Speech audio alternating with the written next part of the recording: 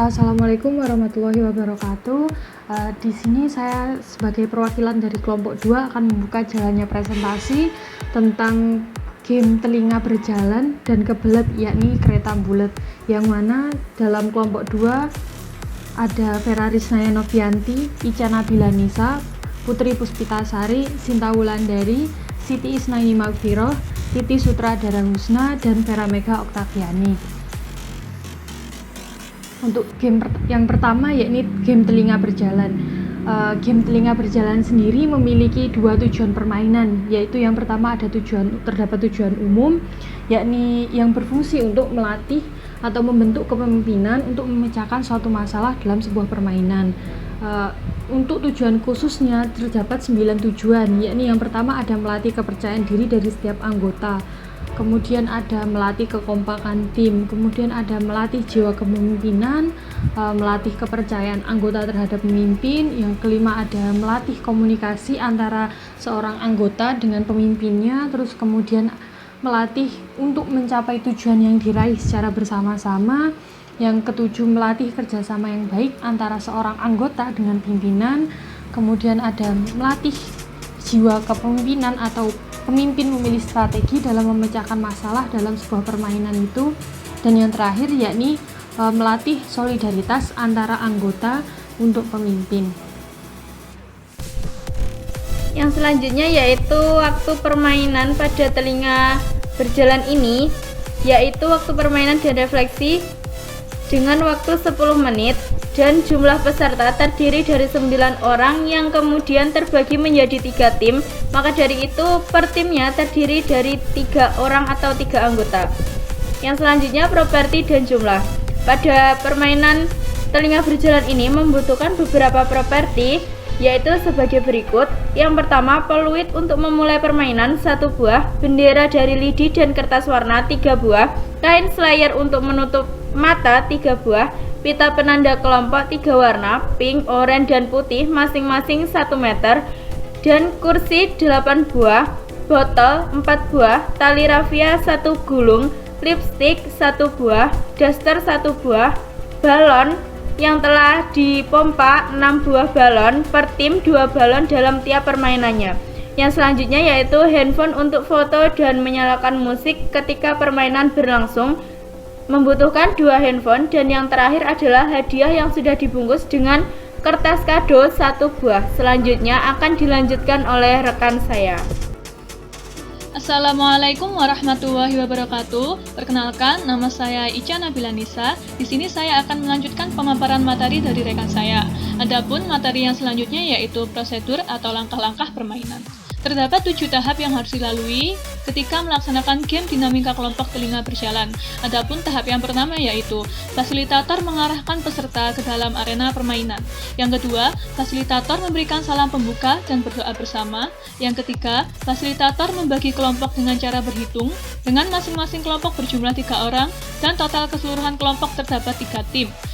Yang keempat, fasilitator menginstruksikan untuk masing-masing kelompok memilih salah satu orang ketua. Yang kelima, fasilitator membagikan pita dengan warna yang berbeda pada masing-masing kelompok sebagai tanda pengenal. Yang keenam, tiap kelompok melakukan yel-yel untuk membangun semangat. Yang ketujuh atau yang terakhir yaitu fasilitator memberikan pengarahan kepada peserta berupa petunjuk dan instruksi game. Berikut merupakan lampiran-lampiran foto dalam melakukan game dinamika kelompok telinga berjalan. Lampiran yang pertama yaitu persiapan peralatan apa saja yang dibutuhkan dalam pelaksanaan game tersebut. Yang kedua yaitu pembukaan dan pelaksanaan yel-yel untuk membangun semangat dari seluruh peserta. Yang ketiga yaitu pelaksanaan game dinamika kelompok, yaitu dengan penyelesaian misi-misi yang telah ditetapkan oleh fasilitator. Yang keempat yaitu pelaksanaan refleksi teori. Pada tahap ini setiap peserta dimintai feedback atau umpan balik mengenai kesan dan pesan yang mereka peroleh selama mengikuti game dinamika kelompok telinga berjalan. Lalu yang terakhir yaitu penyerahan hadiah, meliputi pemberian reward atas kemenangan dari peserta yang telah mengikuti game telinga berjalan. Sekian pemaparan materi dari saya. Untuk materi yang selanjutnya akan dilanjutkan oleh rekan saya.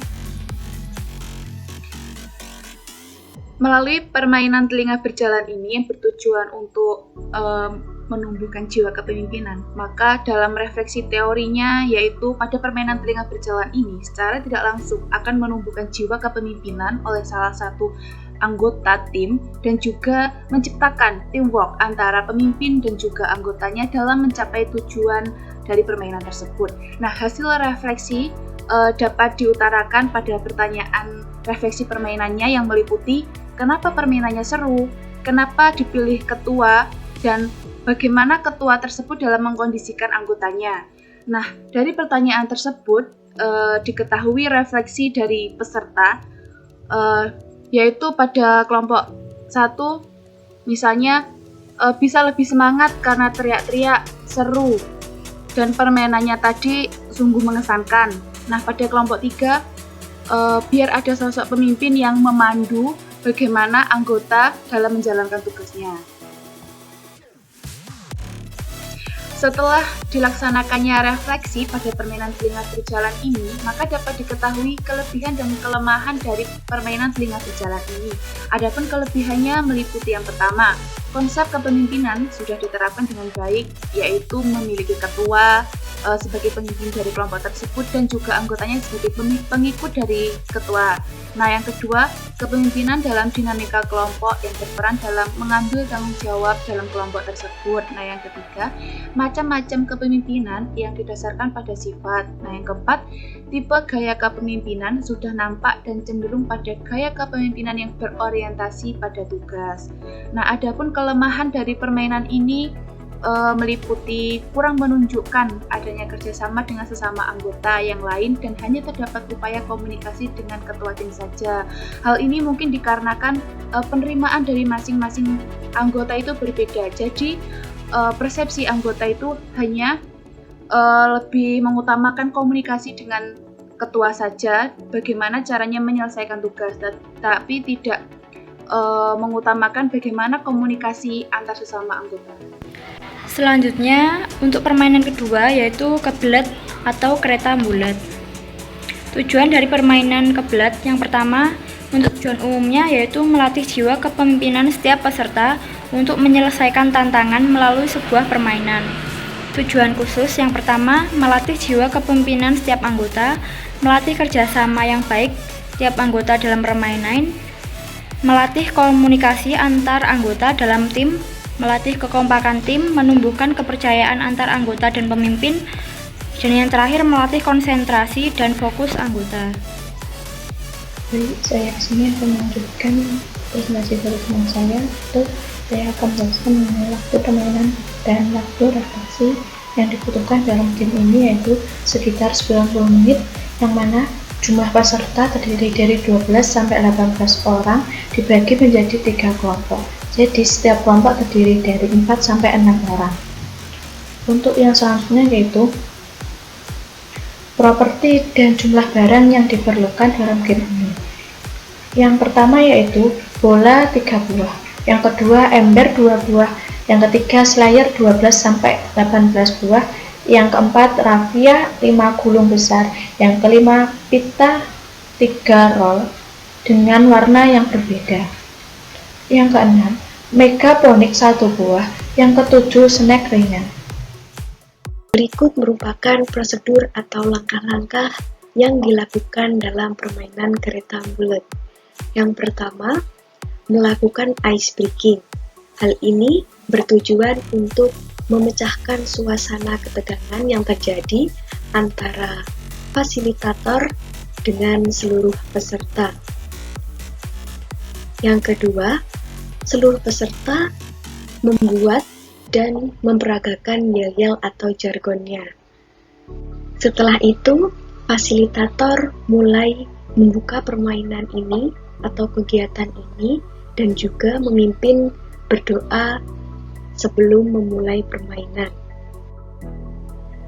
Setelah itu, fasilitator mulai membagi seluruh peserta ke dalam beberapa tim, yang mana dalam permainan ini peserta terdiri atas 12 sampai 18 orang yang dibagi menjadi 3 tim dan setiap timnya terdiri atas 4 sampai 6 orang anak. Setelah semua peserta terbagi menjadi beberapa tim, fasilitator memberikan arahan kepada ketua tim yang telah ditentukan. Lalu, peserta mulai bersiap-siap atau mempersiapkan dirinya untuk melaksanakan permainan ini. Lalu, permainan dimulai. Setiap kelompok mulai melaksanakan tantangan atau rintangan yang ada di dalam setiap pos-pos yang telah disediakan hingga akhir. Lalu, penentuan pemenang berdasarkan atas keberhasilan suatu kelompok dalam melewati semua pos yang telah disediakan. Fasilitator dalam permainan ini menyerahkan hadiah kepada tim pemenang, dan yang terakhir penutupan permainan beserta kegiatan yang telah dilaksanakan oleh fasilitator permainan. Pada slide ini merupakan secara garis besar prosedur atau langkah-langkah yang dilaksanakan dalam permainan ini. Untuk yang pertama yaitu melakukan ice breaking sebelum game dimulai. Lalu peserta game membuat dan memperagakan yel-yel atau jargonnya. Yang ketiga, fasilitator memberikan arahan atau briefing kepada ketua kelompok. Setelah semua kelompok melewati pos-pos yang telah ditentukan, yang telah ada, sampailah kepada pos yang terakhir, seluruh peserta membuka matanya, dan yang terakhir, fasilitator memberikan feedback atau kesimpulan atas kegiatan permainan ini. Di sini saya akan membahas mengenai refleksi teori dari permainan yang kedua, yaitu permainan kebelet atau kereta bulat. Nah, permainan kebelet ini pada intinya itu permainan yang melatih kepemimpinan. Permainan kebelet, pemimpin memandu anggota-anggotanya agar bisa berjalan sesuai arahan yang ditentukan. Jadi, anggota yang berada di depannya memiliki jalan permainan begitu pula dengan anggota yang lain. Jadi, apabila semua anggota mendengarkan instruksi pemimpin dan melakukannya dengan baik, maka akan tercapai tujuan kelompok, yaitu mampu melewati halangan di setiap pos dan sampai pada finish dengan waktu yang tepat. Jadi dibutuhkan peran dari pemimpin dalam permainan ini. Selanjutnya yaitu membahas mengenai hasil refleksi. Hasil refleksi ini dilakukan ketika permainan telah selesai, di mana pemandu menanyakan mengenai refleksi dari dilakukannya permainan. Pertanyaan refleksi permainan yang pertama yaitu, bagaimana perasaan teman-teman anggota kelompok yang menang? Yang kedua, bagaimana perasaan teman-teman anggota kelompok lainnya? Yang ketiga, bagaimana perasaan teman-teman anggota kelompok yang kalah? Refleksi dari peserta yaitu yang pertama ada senang, ada ngos-ngosan, dan ada kecewa. Senang untuk kelompok yang menang, ngos-ngosan tentang perasaan mengikuti permainan, dan kecewa dari anggota kelompok yang kalah. Selanjutnya yaitu dalam suatu permainan tentunya akan memiliki suatu kelemahan dan juga kelebihan. Untuk kelemahan dari permainan kebelet atau kereta bulat ini yaitu apabila terjadi kurang kompak karena masih ada beberapa anggota yang belum saling percaya, sehingga diperlukan suatu kepercayaan dari masing-masing anggota ketika melakukan permainan ini. Untuk kelebihannya ini sangat banyak. Yang pertama, konsep kepemimpinan, yaitu dapat diterapkan dengan baik, yaitu memiliki ketua dan juga anggota. Yang kedua, kepemimpinan dalam dinamika kelompok membuat seorang pemimpin membuat anggotanya membuat saling percaya kepada karena pemimpin yang mengarahkan jalannya permainan. Yang ketiga, macam-macam kepemimpinan yang didasarkan pada kepemimpinan fungsional. Dan yang terakhir yaitu tipe gaya kepemimpinan berorientasi pada manusia atau hubungan antar manusia. Sekian presentasi dari kelompok 2 yang membahas mengenai games kepemimpinan. Semoga dapat bermanfaat. Ada kurang lebihnya mohon maaf. Wassalamualaikum warahmatullahi wabarakatuh.